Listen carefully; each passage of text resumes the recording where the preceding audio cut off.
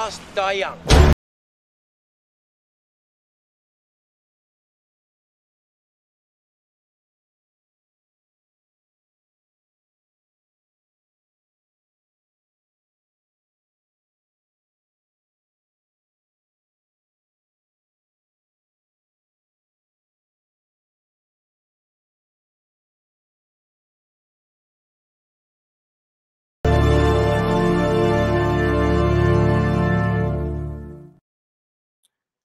Hello, right, well, it's me again, Lance, doing my third industry interview this week on the Outcast Creative channel. This one was originally planned for next week, but, you know, I like to work around the availability of my guests. So I always do things at a time that suits them. And if the best time that suits them is in the afternoon, I will do my best to accommodate them. I've got a fantastic young actor on the show today. I met him recently at an industry party for a production company that I've got a project in development with. Fantastic people, Burton Fox Productions. And I recognised him from a couple of little things. We had a chat, and I have a gut feeling that this guy's career is going to go really far. So I said it would be great if you'd come on for an interview, because how he got started and his background is not your typical journey for an actor. All the more reason to get him on the channel. So without any further ado, it is the wonderful Craig Middleburg. Hello, sir. Hello, thanks for having me on, man. No, listen, thank you so much for coming on. So let's start at the beginning. I know you've got a couple of projects coming out that are going to give you, I hope, the exposure that you deserve. But where did you grow up, and then how did you first get into acting? Tell me a bit about your background. Yeah, man. So I got into acting like quite late into my life. So I grew up in East London, Hackney. Hang on, quite late. You're not that old now. You're not. Yeah, like I mean, in comparison, when I'm working with other actors these days, I ask them like when did they start and stuff. They're like, oh, you know, I went drama school when I was 12 or 13, or I was acting in school, I was doing plays. Right. I didn't act at all until I was in my 20s. Oh, okay. And so yeah, before that, I was very much into music. So I grew up in East London, Hackney. Had a bit of a rough childhood. Wasn't really the best behaved child. Got into a bit of mischief, bit of trouble. But I did have an outlet, and my outlet was music. So I would make rap music. I would produce rap music as well. I went to university to study that, actually. But basically, I ended up getting a record deal when I was like 16. Which university? Which university was that? Just the University of Westminster. I went to study music. There's courses there to study music. Sorry. There's courses there to study. Is it music production that you studied? Yeah, music production and business is what I did. Right. Okay. And yeah, so I was a music artist first and foremost. I had a record deal from Young, and then it just didn't really work out. Like, you know, I got signed, and I thought that this is me. I'm going to be a famous rapper. And just after about a year of putting music out, and I did a few things. I was on TV, a bit of radio, a bit of live shows. It just didn't really connect for me. And so at that point, I lost my deal, and I was kind of lost in life. I didn't really know what I was doing. And then one of my friends who was studying film at the time, his name's Remy Moses. Shout out Remy Moses. He's doing big things now. Yeah, I've definitely heard of him. Yeah, he's an upcoming director doing really well. So at the time, he was quite not new, but he hadn't done much, and he was just working towards making more of a catalogue of work. And he was making a short film, and just very last minute, I was like, I'm going to get involved, you know. I got involved, and when I was there, he was like, "You're pretty good, you know. Do you want some more lines?" And I was like, "Yeah, give me some more lines." And long story short, man, that short done really well. It was called Where We Hide Secrets. I mean, it had a big screening in Genesis Cinema in East London. Yeah, it's great. Everyone got dressed up. We wore like nice suits, and there was like a red carpet kind of vibe. And then we all went through. And then when I was there, another director was just watching the film, and he approached me after, kind of how I met you, Lance. You know, just afterwards, we were just having a chat with everyone, networking. Nice. He approached me and was like, "Oh, I just think you're great. I've got this short film that I'm working on. I'd love to cast you, and I'll pay you." And bearing in mind that I did this film for free with my friend. Yeah. I never thought I could make money from it. And I was like, "How much?" And he was like, "Oh, you know, it'll be like 3 days. I'll give you like 250 a day, plus I'll pay for your expenses and stuff." And I'm like, £750 for me to act. I was like shocked, you know. I was like blown away by $250 a day is a nice first job to be offered, man. That was a very nice job, and the reason why is that it was that guy's debut short film, so he put his own money into it, so he was going to do it all properly, pay cast, pay crew. So his name is Oshin Patterson. I haven't spoke to him in a long time actually, but I hope he's still directing. I'm not sure. What's the name of the movie? The movie is actually on YouTube. It's called Hungry Dogs. So if you search Hungry Dogs on YouTube, it will come up. Wow. And it's also featuring Jed O'Hagan, another great actor who I haven't spoken to within a while either, but I know that he's gone on to do some great things as well. So it's quite difficult to stay in touch with everybody that you work with in the film. I try to, man, but it's hard, you know. Some people move far away, some people start families, and it's just, you know. It was Hungry Dogs shot in 2007. Was it 2007? Let me have a look. Is it a Jamaican gangster film? Is that? No. That's not it's set in London. I've just looked it up on YouTube, and that's the first one that came up. Plus, lots of dog videos of people feeding dogs with dog biscuits. And oh god, maybe if you put my name as well. Yeah, that's probably a sensible suggestion. Let me try. If you have my name with it, then it should come up. Craig with an E on the end for anybody watching. And your surname's quite unusual as well. Is that a German surname? Is there a story? I'm told it is. I'm told it's a town in Germany called Middelburg, but I've not actually been, and I've got no German heritage as far as I'm aware. So I'm not really sure where the name comes from. Really, maybe it is twisted into my lineage somewhere. That could be interesting to find that out at some point. Yeah. I can't find that link right now, but I'll tell you what we'll do so we don't slow things down is we'll find it, and then any links you want to give me, I can add them at the bottom of the interview information. I've already got your Twitter and your Insta there for anybody anyone who wants to follow you.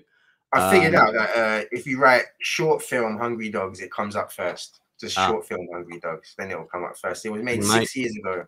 No wonder you're already on your way. Look at me. I've got it 2017. Yeah. Bootsy Brogan's account. That's it. Okay, I'm going to whack that in the chat now, guys. So anyone watching who wants to check it out, this is one of the first short films that Craig shot. So just going back to your journey. So then, okay, so you did this. You did these two.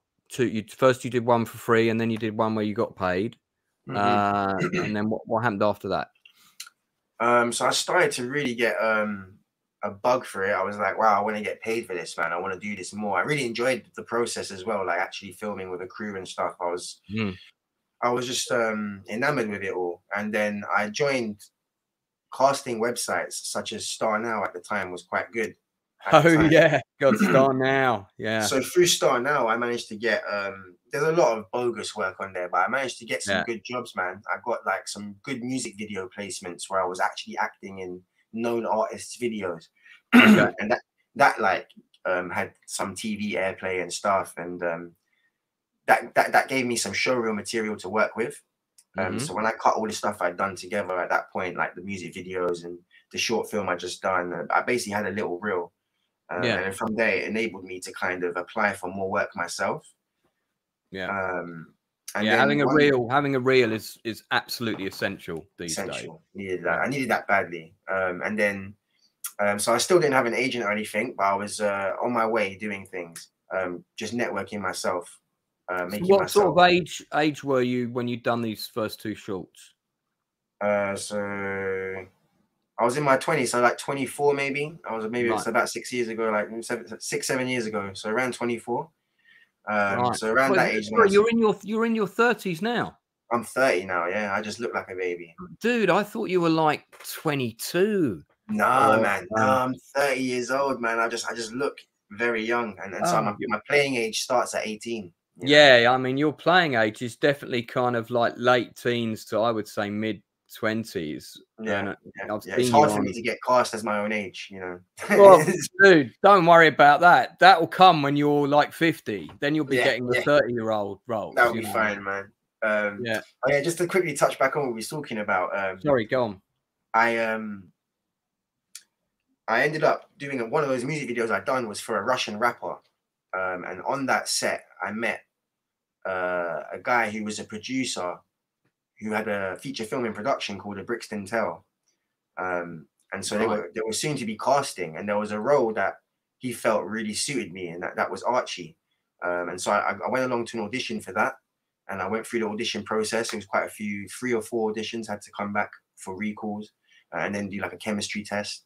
But in the end, I got that role, and that was my first feature film role. That's you in A Brixton Tale right there, I believe. That's me behind the scenes, yeah, filming as Archie in A Brixton Tale, yeah. And so as you can see, I was really happy because that was my first feature film. Where is that location? That specific place, I think, is Battersea, but the whole film was shot all around South London, basically, like all over South London. Right. So yeah, that's how I got that role there. And then from there, Lucy Rands, the casting director of that film, she was really amazing and really helped me as much as she could. She's a good casting director, Lucy. She's good. Yeah, she's great. And she put me forward to some agents that she knew, and I had loads of meetings. And I had meetings with agents that were way out of my league at the time. You know, I went to Curtis Brown, I went to Cam, all these people, all these agents that people really want and go for after like being in the industry. I did one film and had a chance to meet them, you know. At the time, I just wasn't ready to join an agency of that caliber. So their advice to me was to continue doing what I was doing, build up my credits, build up my reel, and then come back. But during that time, I found an agent that I was happy with, TTA, specifically Leonie. We had a great working relationship, and she got me some good roles, including the Batman. I saw you had a little role in the Batman. Yeah, so I was part of the group of the gang of boys that get beaten up by him in the opening scene. And that was a great experience, just to be on a massive set like that and work with Robert Pattinson and just get to do like some stunt work as well. So it was just a great experience for me. So yeah, massive love to Leonie. And then I moved on. I had a new agent at Langford Associates. And yeah, you keep developing relationships with people as you go through this industry, and you try and find what fits you best. I've just found the trailer for Brixton Tale, so I've dropped that in the chat as well. So nice. Yeah, check out Brixton Tale. It's definitely a. And has that film been released yet, or is it? Brixton Tale. Yeah. That came out. That was in cinemas for a short time, and then is now available to watch on Amazon Prime. You can check that out right now on Amazon Prime. Amazon Prime. Okay. Do you know what? I'm going to make a point of watching that. Nice. Yeah, and it's also available to buy or rent on YouTube as well. Yeah. So people can find it there. Just drop the trailer. So how long were you on a Brixton Tale for? What kind of length of shoot was that? It's a few years ago, but I want to say it was around 6 to 8 weeks for me. And did you, I mean, can you tell us a little bit about the character that you played? I saw he was sitting on a park bench with beers. Was he, what sort of character was it? So Archie was a very loud, obnoxious London youth, kind of idolizes criminals and wants to be one, but he's still quite young and he still hasn't done much. And so, you know, it's not just that though. He is a nice guy deep down, but it's just the area he's grew up in, the area he's been brought up in, and the friends that he's been around has influenced him. But if you watch the film, you'll see that he's actually got a good heart, and hopefully you actually feel sorry for him.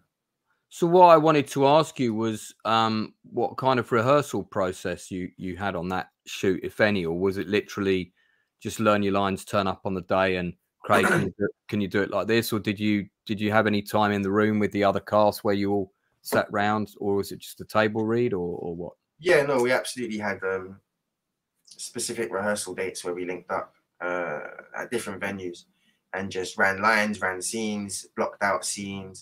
The directors are really good with that. But also because the main cast was quite small. It's 3 of us, me, Ola, and Lily Newmark. So it was just 3 of us together in a room, basically, multiple times, running through the most important key scenes. That we left a lot open to improvisation as well. So the directors, they were very open to us kind of throwing in new things on the day, whatever feels right, and then kind of just playing around with it, which was really good. No, that sounds good, because it's that sort of luxury of time in rehearsals is not something that, you know, a lot of people get these days, unfortunately. And it's nice to hear that, because I'm guessing that was a small independent film, relatively low budget. It's nice to hear that you got that kind of preparation. Oh, got a bit of an echo then. That's another shot of you in a Brixton tale. Yeah, looking pretty mean and angry there, if I may say. I think that's, so I can feel the character in that. That's a great still. That absolutely. Yeah, I like that still there. I like that still there. It's quite an emotional scene. That part is it's not just anger I'm feeling. It's a myriad of emotions actually. So did you? I mean, as you said, you had, I guess, quite a. Would it be fair to say your childhood was quite turbulent? Is that the right word? Lots going on. I mean, I enjoyed it still. I mean, from another perspective, they might be like, that's a bad childhood, but I feel like when you grow up where we grew up in the council estate, or it's not as bad when you're part of it. From the outside, it might be like, wow, like that's a bit mad. But then when you're in part of it, it's actually it's got a very good community feel, you know. Hackney had quite the reputation for gangs from different postcodes and things back in the early 2000s, especially. Was that something you grew up around, coming from that area? Yeah, absolutely, man. Yeah, I was like right slap bang in the middle of all of that, right in the middle of it all. And that, because I remember when the London riots happened. Yeah, that happened right on that started on my estate. Yeah, it depends which one you mean. There's the Mark Duggan one, and then the one after that was in Tottenham, and then the other one was that started like right near Mare Street, which is my estate that I grew up on. Is right near there. Yeah, that would be an interesting topic for you to explore as an actor or as a writer, maybe down the road. You know, what do you mean? What's that? As a subject. Riots. Oh, you mean? Yeah. I mean, but just also, I'll never forget when those riots kicked off, because, and I think it's the Mark Duggan ones I'm talking about, because 3 days before they kicked off, I was playing live Xbox Live with a group of people online, group of people I'd never even met. And somehow we got onto the conversation of politics. And I said, I don't know what it is, but I can feel a tension in London at the minute, because the government just are constantly cutting everything. And I said, all it would take is for somebody to get killed, probably by the police. And I said, you watch all of London will go up. And I said that like 4 days before the riots happened. It was really weird. Predicting the future. Well, I just think that there was a tension in the air at the time, because people were pissed off because the government was saying, we don't care about you. So I think those riots, there was a lot going on psychologically that people were lashing out against, not just the police, but, and it would, I think that would be a really interesting topic to explore. Anyway, let's move on. So after you did that, a Brixton tale, what came along that you had the little part in Batman, which came through your agent. Yeah, I had a little part in Batman. Big set. I done like some other short films. Like I did quite a few different short films. Some that didn't even see the light of day. You know, like some of them didn't actually get released. Or they started, or we did everything just until production and it didn't actually start production. So I'm sure, as you know, in this industry, sometimes things get a green light and then the green light gets turned off halfway through. Or I've done some pilots as well, pilots for some great projects that didn't actually manage to get funding. So yeah, there's been like a few opportunities that were there, but didn't actually culminate into anything. But it was all experience and networking for me as well, because I'm still in touch with many of the directors and many of the actors that I met through those experiences. But yeah, going on from there, it was just more of the same, really. Short films, adverts, the odd advert as well. I mean, as you know, as an actor, an advert can just keep you afloat for a long time. Yeah. I managed to do a couple adverts, having ginger hair and being quite unique looking. That was one of the things that struck me about you when we met. and the reason you caught my eye was you've got what I would call a certain look. And and when I say to somebody, an actor, actress, or whoever, I say you've got that look. It's an undefinable something that you put that person in a shot and you can't take your eyes off them. And I know you've worked with Taz Skylar recently, and we'll come back to your recent work in a bit. But and he's another one who's got a certain look, and you put him in a shot, and you're drawn to that individual. You know, you put 10 blonde white actresses in a shot. One of them better have a certain look in order for them to stand out right? Among the other 10. And I just saw a film called Escape, where it's about 10 women getting trafficked, directed by Howard Ford. And that, you know, the actresses in that group really had to work to stand out in that group, in that movie, because they all look very similar. But you've got a very particular look, and I think personally that's just going to work in your favor. I want to get a quick sense before we move on to your more recent work. I want to get a quick sense of what things in film and television have influenced you or hooked you in personally. Can you remember the first film you ever saw in the cinema? I mean, does it count? My first ever time, I remember, like, my memory allows me to remember. I'm sure I went when I was younger, but I don't remember. But the first cinema experience I really remember was going to see the Pokemon movie. You know, the first ever Pokemon film. Yeah. As a kid, did you collect the cards and all that? Oh yeah, man. I was a big Pokemon fan, man. I collected the cards, played the games, watched all the films and the series. Yeah, I loved it. It was. I'm literally the Pokemon era. I think it like started airing in my generation, you know. So I mean, because for me, my generation, the film was Star Wars. You know, the first. And I know you're a fan of the prequels. Could you, Pokemon movie aside, could you think of another film that you went to see and you found it really moving, or it really drew you in emotionally, and you came out the cinema and you were like, wow, that was a gut punch, you know? You think something like that? Could be recent. Thinking back to my times in the cinemas, like we was talking about it before off camera before, but Avatar used to really move me, just the way it was visually and the storyline, and yeah, Avatar really gave me an emotion. And also Get Out, when it first came out, you know, man, that's that Get Out is that one made me like sit there and think a lot, and I could feel like a lot happening in my brain and my soul, even like when I was watching that. And afterwards, I always judge it after, like how I feel after the whole movie, you know, not during. But those two, probably Avatar and Get Out. But me, I'm also someone that needs to go to the cinema more often, because I'm guilty of streaming a lot, man. I'm modern generation. I love to stream.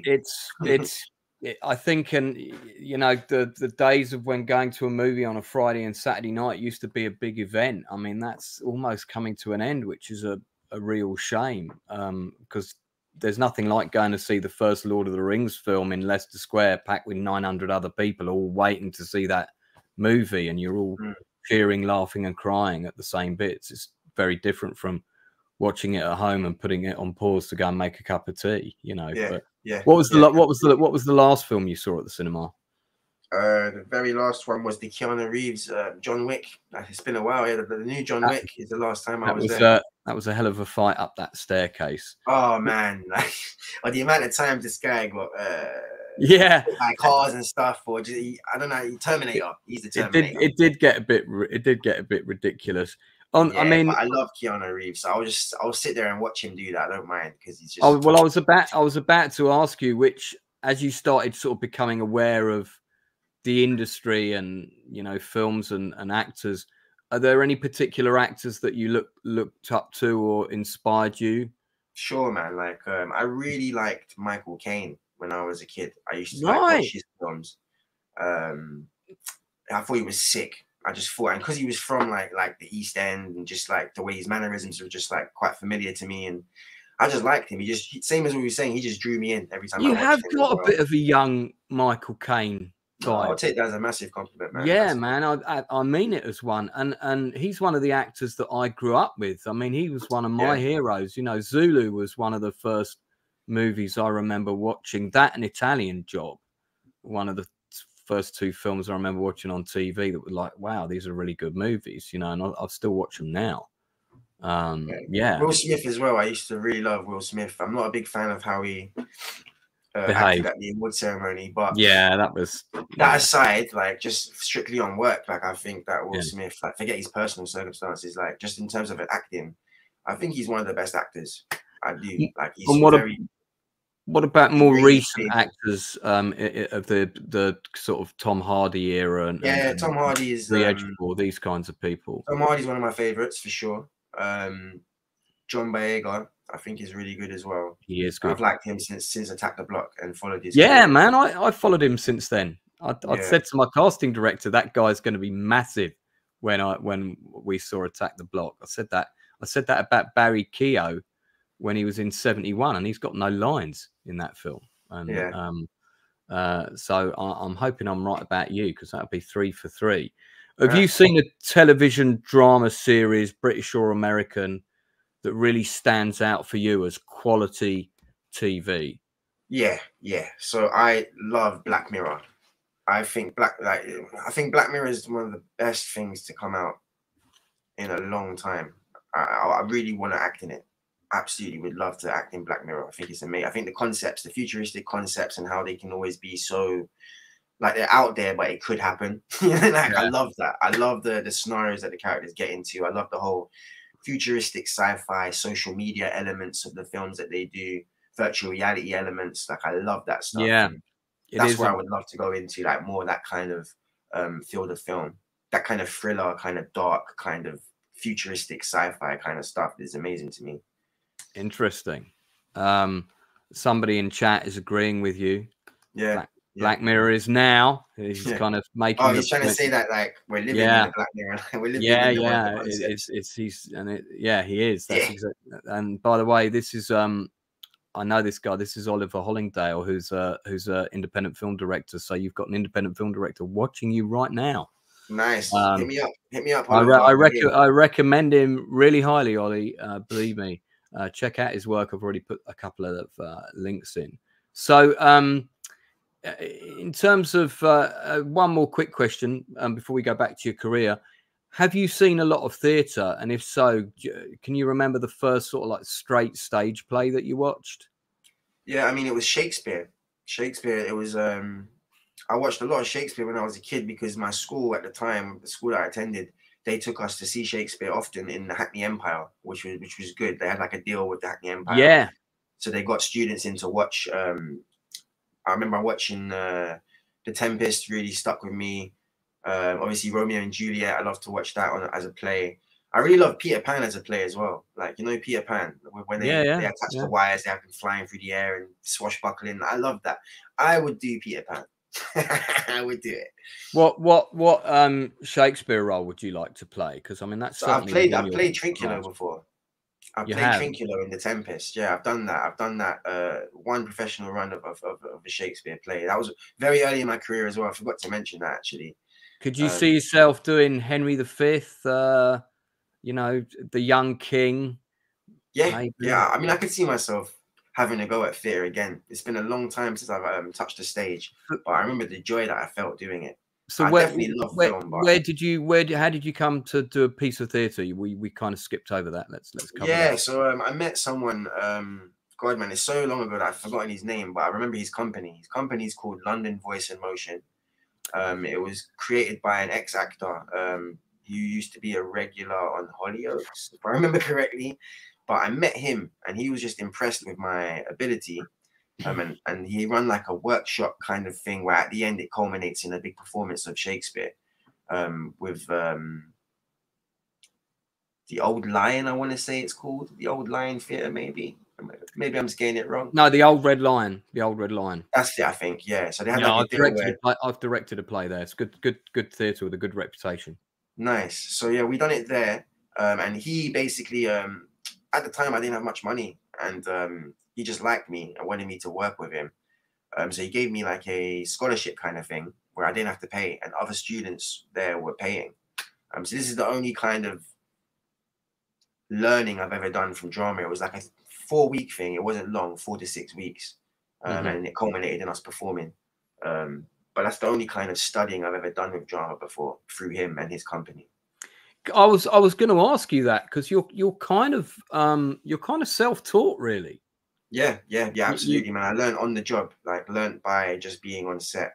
I mean, obviously, I do discuss acting with actors, so like I'll ask them, what's your process? You know, because I've just had a natural process, but it's interesting to find out, like, people that have gone drama school, the techniques that they use. You know, sense memory, Miser technique. I've learned a little bit about it just through talking to people. Right. And it turns out that I kind of use the sense memory technique naturally. Right. I don't know if you know what the sense memory technique is. I absolutely do. And I'm more of a fan of that than I'm a fan of Meisner. I'm not a big fan of the Meisner technique, and I find usually in castings I can usually tell people that have studied Meisner, they tend to stick out to me. Really? And yeah, and I just find that it can. I mean, look, everybody likes different things, and I think whatever works for one person may not necessarily work for someone else. And I think you find acting's like a toolbox, isn't it? And you find that the best tools to go in your toolbox that work for you to get you to where you need to be. So I wouldn't say to people, don't do Meisner. But just in my own personal experience, I've found people that have depended on Meisner too much can be quite inflexible in a set. If I want them to suddenly go organic, or I want them to just, how about we just improvise? You know, the ability, I feel if you depend on one technique too much, it can limit your ability to think on your feet and just try something out of the box, which I'm going to guess you're probably pretty good at. As you said, you already did one film where there was a lot of improvising, and I think, I find improvising is very natural for me. Comes easy for me, natural improvisation. I would love to do a film or a play 100% improvised. Sure. I think that's been done before as well. I think there is a sick film that was, or that majority of it was improvised. I can't remember the name of it. I was inspired by that. I was like, that's amazing. They made something so amazing where it wasn't unscripted, basically. You know? Yeah. I've done a fair bit of that in my day. Would you, as an actor, I mean, because I'm an acting coach, and I get asked a lot of different questions about, you know, what should I learn? What should I have in my ammo box, so to speak? And one of the things I always say to people is, well, it's good if you've got at least 5 different accents you can do perfect. American New York, American Californian, or just general American, you know, and maybe a Northern Cockney, and then standard RP, sort of posh. Are you feeling you want to maybe perfect an accent or two so that you can go up for American parts, for example? Yeah. I mean, I do a standard generic American, but I'd love to like work on, like, for example, when I did the Batman, they asked for the New York accent, right? You know, and I got a line in like what was my line? Like, I can't even remember the line at this time, but like I had an accent coach there, dialect coach, and I drilled him for a bit about it. I just find like the best way, we didn't have enough time basically as well. We didn't know we was going to be doing the accent until we was actually on set.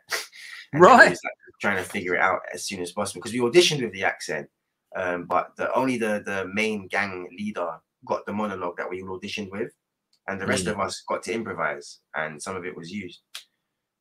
So yeah, like I would be interested in learning different ones from different states, but I think it's so broad. It's better that if you have a job in mind, if they really want you, they'll give you an accent coach, basically, is what I'm meaning. Like, and then you can focus. American, just do a standard American basic, and then if they need you to get to a certain thing, I reckon that a dialect coach can help anyone get there, you know, with enough time. Yeah, it's interesting what you just said about working on the Batman. You know, okay, you had a small part, but suddenly you turn up on the day, and suddenly everyone says, "Oh, by the way, you're going to do a New York accent," and there was no preparation or rehearsal for the scene, I'm assuming. Well, there was like, we have a dialect coach here. Feel Yeah. free to speak to him. No, So sure. No, I got that you had some assistance if needed, but it's interesting that that's the big budget movie, and on the small budget movie that you did, you know, Brixton Tale, you got rehearsal time with the actors and all this kind of thing, and it's interesting that sometimes on a small budget production you have a lot more freedom.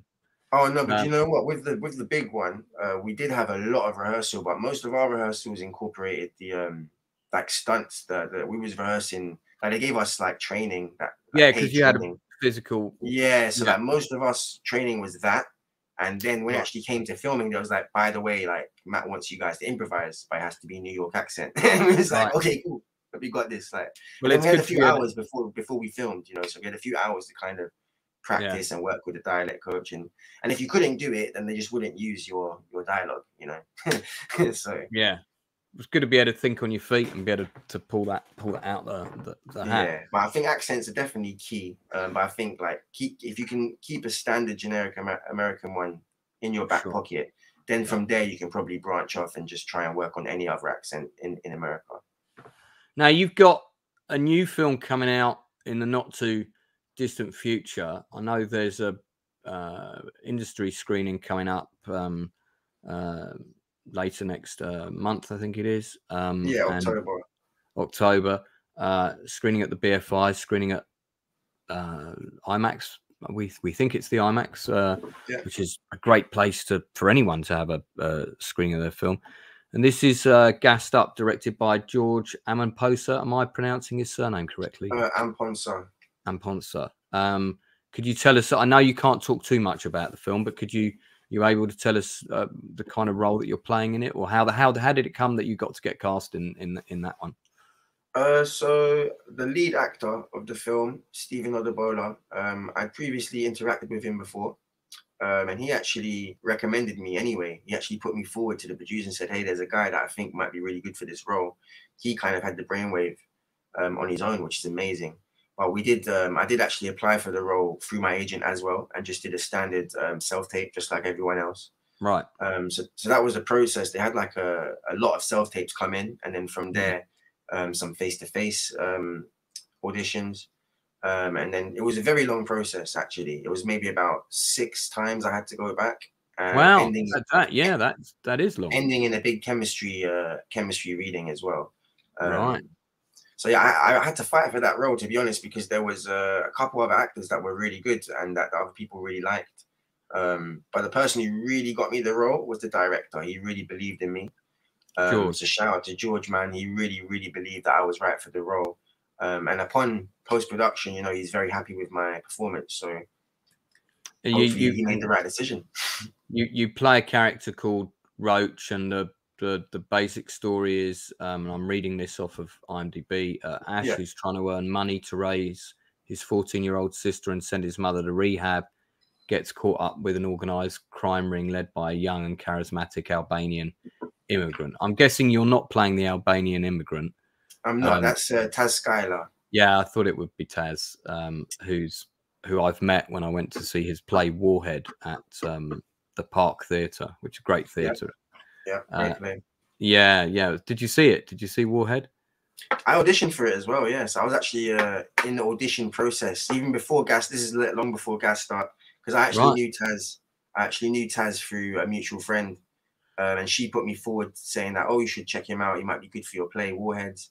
I think Taz really liked me, but I think the director had someone else in mind because someone else directed it. Well, that can happen. Yeah, but you know, everything happens for a reason, man. There was a good chance just to meet Taz there and then, like early on, you know. Sure, but I think there's a group of you of a similar generation. You're all kind of in your late 20s, early 30s.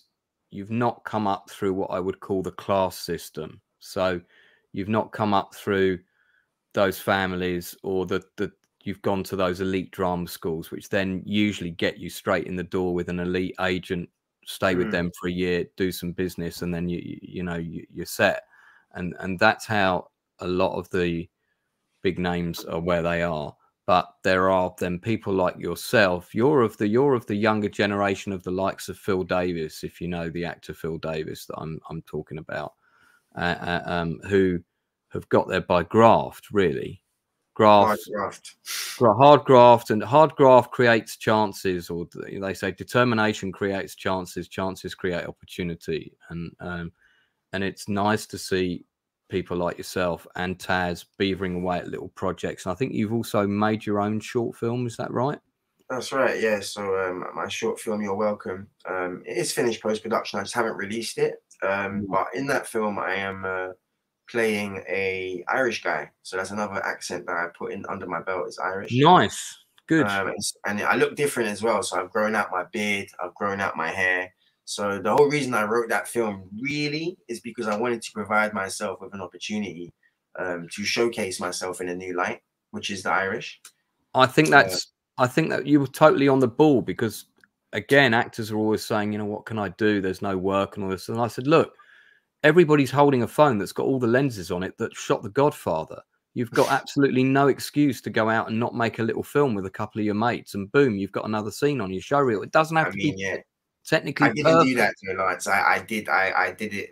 I paid the cast, paid the crew, rented locations. I did it properly. I mean, absolutely.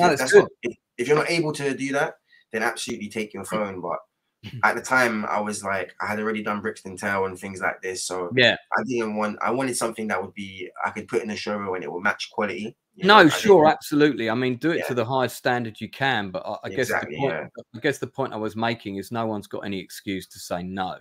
There's a way. There's a way to make it. Yeah, you know, and you did it. You went out and you put your own money. So that how much did that short cost, if you don't mind? In total, it was around $3,000, but that was with a lot of favors, you know. So people worked for less than they usually would work for. I managed to like hire equipment cheaper rate than they would usually hire it out for. So it was all like favors with people that I knew. Was that like a 2-day shoot? It was literally like an illegal shoot. It was like a whole. We started in the morning, and we didn't finish until like the morning of the next day. But obviously during the time, we took time out and we took time to eat and rest and stuff. Oh, okay. So it was essentially like a one long day.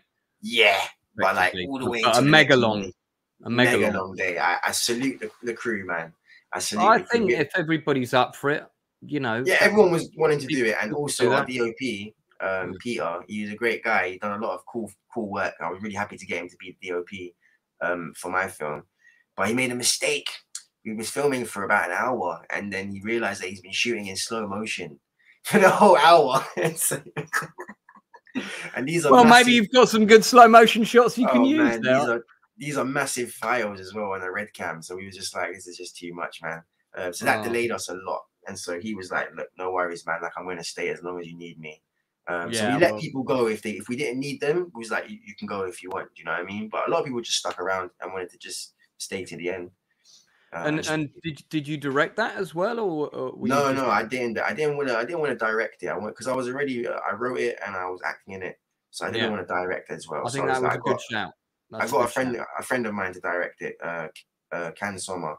Right. He's an actor. Oh, I've met him. I've met Can Sommer. Yeah. Nice. Yeah, he's a nice guy. He's a nice guy, and he directed it for me, and I appreciate that a lot because he helped with a lot of things. He helped me get in touch with a few members of the crew as well, so he was helping me produce it as well, basically. Yeah. He's a good guy to know, well-connected guy. I met him through Tony Fadil, I think, who's a production manager / first AD / actor / a million other things. So what's the plan with that when it's in post at the moment? Yeah, it's finished post. I'm definitely going to use it. I've just started making my new show reel and I've got a scene of it in there with my Irish accent. So like that was the main reason I wanted to do it, and the other actors involved also wanted to do it for that reason. They wanted it for their respective show reels. What's the short actually about? It's about two wealthy a couple that's quite wealthy. And I wanted to make sure that I cast them that they're black. Both of them are black, And the reason I did that is because stereotypically, like, you never see, because the house we use is like a mansion. It's like a beautiful, beautiful house. And I wanted to flip the script and have these two Black African Americans in a beautiful house. They're not even American, actually. It's set in England. What am I talking about? They're set in England, and they're just having a great, lavish meal, and they're interrupted by noise in the back garden. And that's me. That's the drunk guy who's kind of found his way into their back garden and set up shop in their shed. And they're being like lovely people. They don't attack me or throw me out. They actually invite me inside their home, and they say, "Come and have a meal with us." And it's actually, my character is going through trauma, and they kind of have their own issue in their relationship. And by them helping me deal with my problem, I help them deal with their problem. So it's very much conversation based. There's not a lot of action. Who did you cast as the couple? So there's two actors that I know. One's Jenny Jen J. She's upcoming actress. She's just done some nice work, some nice advert work. And another friend of mine called Nesta Sale. And he's coming from a theatre background, not done a lot of film, and so that's why he was very keen on getting involved in this film with me, so he can start building his show reel and start getting into film, because he's only done theatre work until that point. I wanted to ask you something which I think is a useful topic to dig into for actors of today. So if we put this still up, now I take it these tattoos are real. Those are real tattoos, man. They are. So do you find the tat on the hand, is that an impediment to casting at all? Because I mean, it's pretty there. It is, man. It is.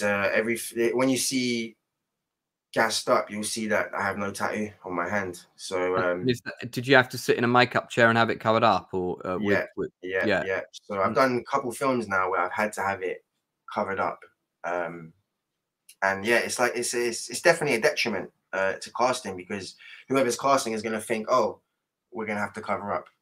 I'm guessing that you had that tat done on your hand sort of prior to you diving into acting big time. All of my tattoos, man. I got all my tattoos done illegally when I was young. Yeah. So, yeah, I never. We don't have to get into all that, but what I don't know, what I can't quite see what the one is on the hand there. So that's a microphone and headset. Oh, okay. This is to do with when you probably more coming from my music background. Yeah, right. Okay.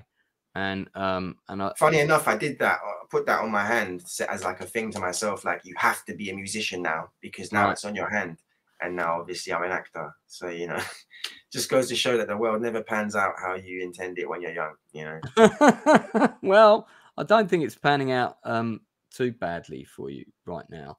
So, in Gassed Up, I'm guessing you play one of the criminal gang in the movie. Yeah, so like we're not a gang. Number one, we're not a gang. Okay.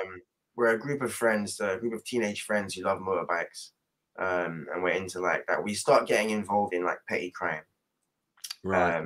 And things escalate from there. But we're definitely not a gang. Like, it's not a gang film. It's actually classed as an action thriller.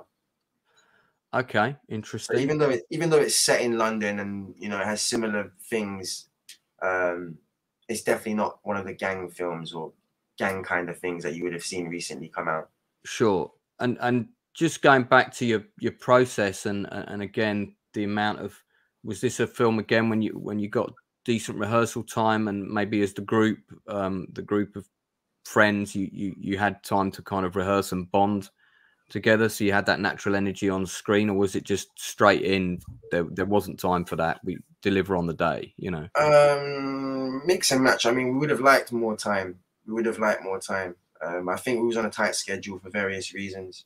In terms of us bonding, the cast kind of just did that ourselves naturally. Like, we just started, we have a group chat and we chat to each other, and, you know, I already knew Stevie before as well.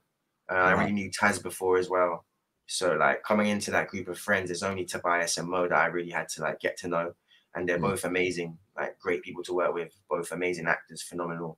And I'm actually the oldest one out of the bunch. You know, can you believe it? Yeah, no, I find that really hard to believe, because you look like the baby of the bunch.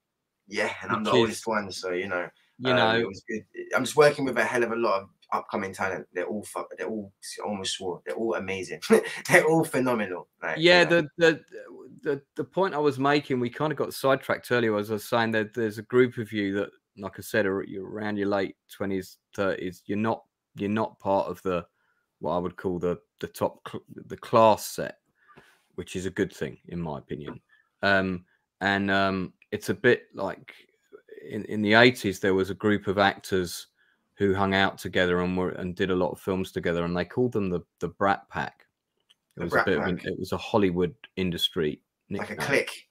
And I would say that you guys are like the working class Brat Pack of the UK acting industry, and for me, you represent the best of the kind of can-do, young, raw, you know, talent that's emerging particularly in the indie film industry. And this is one of the reasons I wanted you on, because I see you as part of that wave. It's almost like a new wave of British film, and it really started, I think, from 2010 onwards, when digital cameras became readily available and people started buying Blackmagics and shooting, you know, and the cost of the red went down in price, and you know, you could go and shoot a pretty decent short for $5,000, and you could shoot a decent feature for $50,000 if you knew what you were doing. So I think you're part of that generation, and that generation are the kind of the people that I want to interview on this show, because they're the kind of people that I want to promote. So I appreciate it, Lance, man. Thank you for having me on, man, because I think we all need the upcoming actors. We all need the support, man. We need it, because it's hard when you're an upcoming actor and you're not really getting the notice that you feel like you might even deserve, you know. There's a lot of amazing actors I've met, and they've got like 500 followers on Instagram, and it's like no one knows who they are, but they're so talented and they just need an opportunity. So people like yourself, phenomenal. Yeah. People come on, you know. Well, look, I'm the Outcast Creative. When we started, it was always going to be about supporting independent people, and you know, hence the name, the Outcasts. And listen, I'll tell you now, we're live on air. If you've ever got a project, so when you've got your short film ready to go, let's say, and you want to come back on and you want to talk about it, we maybe even show some clips or something, you just tell me and we'll book it and you'll hear. So I appreciate that, man. You know, regardless of where the channel's at, and this channel is very important to me. It's a big thing that I'm doing now, and I want it to be all about supporting independent creators, as well as interviewing people that have been in the industry a while. And I like having a real different range of guests. So it's great. So so you've just done Gassed Up. What else have you got? Have you got any other things you're got coming up that you can mention briefly? Or? Yeah. So there's another feature film that's just finished in post-production called Cookster. That's based on the true story and books of Jason Cook, the true life story and books, turning the books into films now. So one of the scripts won an award. You know, you can submit your scripts to certain things and they get that. I forget which award it won, but it won an award, and so it got a lot of interest, and then now they took the first book and turned it into the movie Cookster, which is like a prequel to his main books. I think I've found it. I think is it this? Yeah. Directed by Stephen Roach. Yeah. Okay, and fantastic. So that's in post-production now. Sick film. It's got Nick Moran in it. It's got Tracy Shaw. It's got an amazing upcoming actress from Indonesia called Elvira de Vinamira. She's amazing in the film as well. It's got a lot of upcoming talent. Yeah, Nick. I met Nick Moran at Cannes, and of course we're both really good friends with Jason Flemyng. I have directed Jonathan Hansler, who's in the film, about 4 times. Nice. See, the world is very much connected here. Yeah, and there you are, Jamie. I believe I've met Jamie Robertson as well. So yeah, great stuff. So do we have a release date for that? Do we know? No, I mean, I've not even seen it myself. It's I know it's approaching the end of post-production. But yeah, I've not heard much else yet. It's probably going to be in the new year, most likely. Or if we're lucky, hopefully it can get sent to some film festivals this year. But if anything, I think it's very much in the new year, kind of. So it's pretty good. You got 2 feature films coming out where you've got decent roles in, both this side of Christmas. Anything else this side of Christmas? I mean, not that that's not enough, you know. That's, I think any actor would be a younger actor would be pretty happy with that. But more is always 2 features. There's some shorts. There's some shorts coming out. There's a short coming out. We're having the screening for it in October as well. Oh, get me an invite to that, mate. I'll come along. Yeah, sure. Yeah, the short film is called Kev. It's going to be screened in the cinema in London. I'm not sure which one. Yeah, I'm working with some great actors there as well. Aaron Thomas Ward, I think his name is Aaron Thomas Ward. He's great, and Samuel Ankara, 2 great upcoming actors that play alongside me in that film. And that's a horror film. That's a horror comedy film. It's a homage to that kind of film. Do you remember like those old school horror films, like Hive Mind films, where the alien will take over one person's mind and that person takes over another person's mind? Oh, it's all created by the same alien. Have you ever seen The Hidden? The horror film called The Hidden? That's with Carl MacLachlan as the guy trying to stop the alien, and it's a horror comedy, but it's absolutely fantastic. If you haven't seen it, you should definitely check it out. Okay. Right, I know it pays homage to that kind of film because the director of that of Kev that's like his favorite kind of genre, you know. So he was quite excited to shoot this kind of film.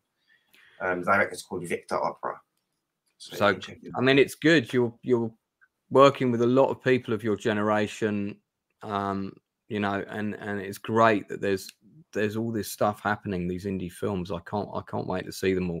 Now, I think we'd be a bit remiss if we didn't touch upon a particular skill set of yours that we haven't even discussed before we wrap things up today, and that is your magical abilities. Yeah. So I have some. Tell me about how you got into this, because who was that really famous British guy who would do those amazing tricks on TV, and he'd go to America and stuff, and he'd make cards appear in car windows? And do you know the guy I mean?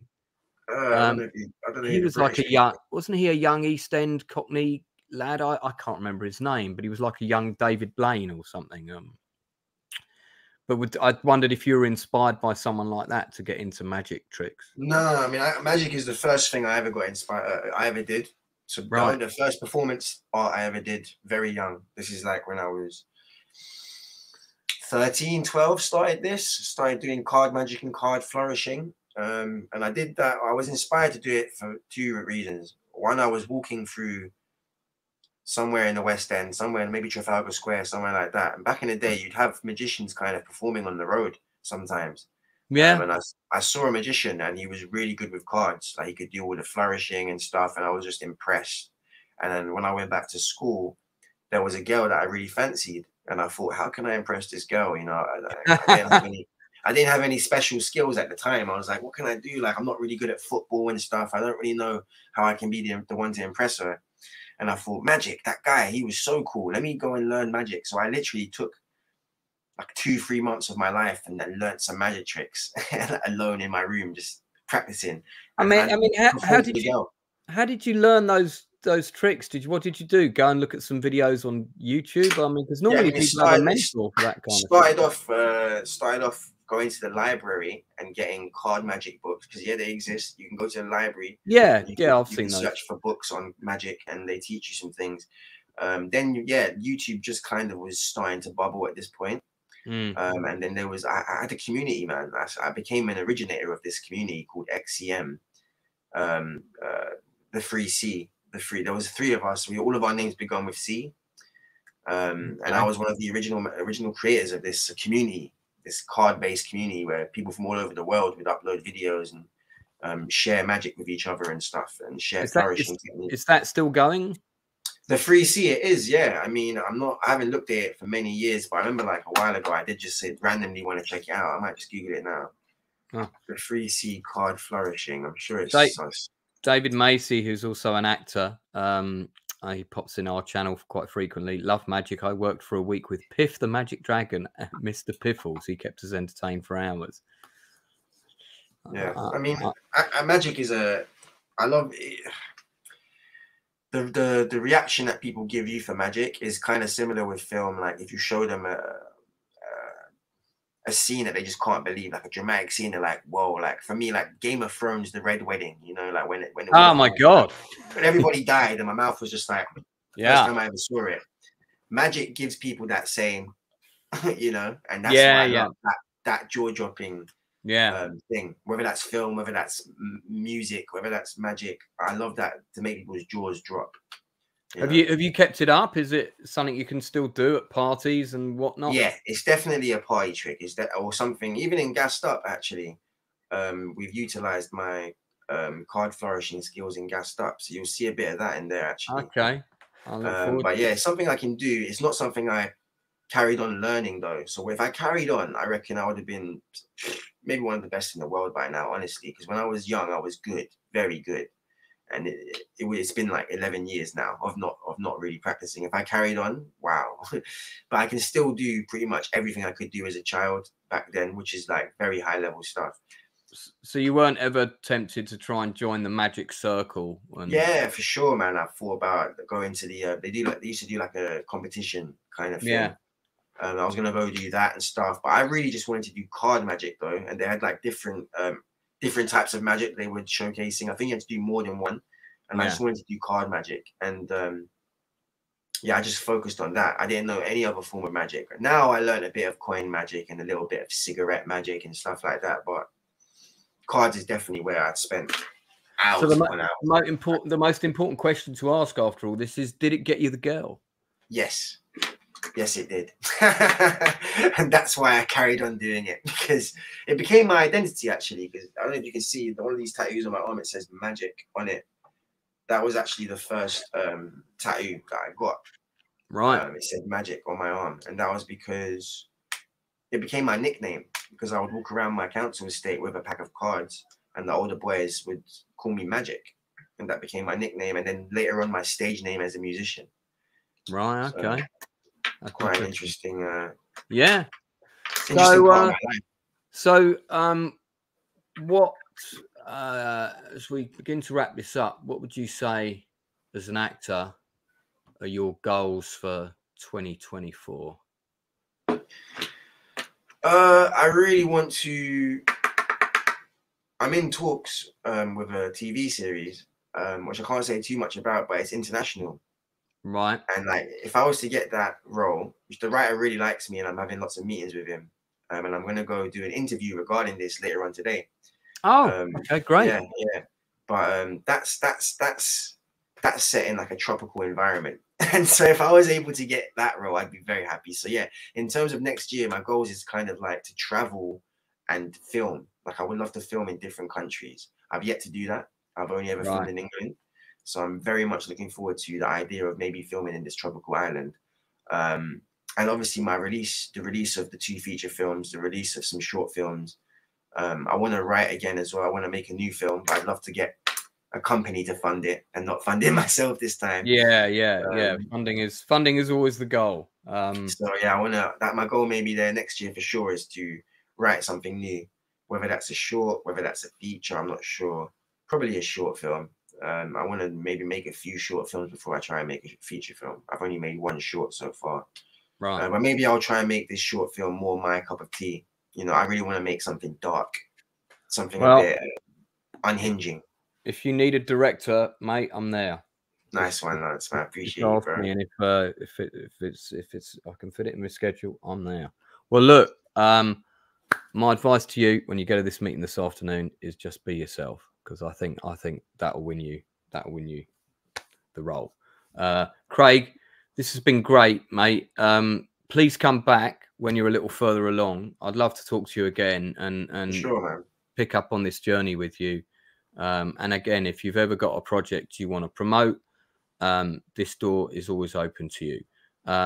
So thanks for the comments for the people in chat and people coming in. I don't normally have much of an audience on in the afternoon. I tend to do all of these things quite late evening, but we've had people watching the whole time, so that's been lovely. Nice.